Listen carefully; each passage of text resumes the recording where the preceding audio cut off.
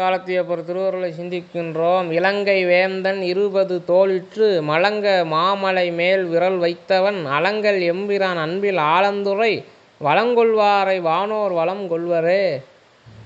இது திருநாவுக்கரசர் அருளி செய்த திருக்குறுந்தொகை. இலங்கைக்கு அரசனான ராவணன் அன்று கைலாய மலையை எடுத்தபோது சாமி திருவிரலால் அழுத்த அவன் நெறிந்து போய் அவனுடைய 20 தோளும் நொறுங்கியது. அதான் சொல்கிறார்.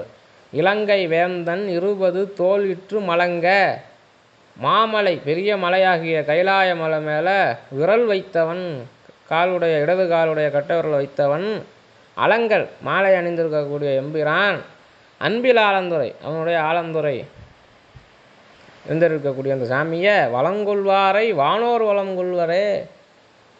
அன்பில் ஆலந்துறையில் இருந்திருக்கக்கூடிய அந்த சுவாமியை வளமாக வந்து வணங்கினா மறுமையில் அப்படி சாமியை வளம் வந்து கும்பிட்டவர்களை தேவர்கள்லாம் வளம் வந்து வணங்குவார்களாம். அப்படி மிகவும் விசேஷமான ஸ்தலம் திரு அன்பில் ஆலந்துறை. அங்கே ஆலந்துறை பெருமான வலம் செய்து வணங்குங்கள், அந்த சாமியை வணங்குங்கள்னு பலவாறாக நம்ம திருநாவுக்கரசர் உபதேசம் செய்தார்.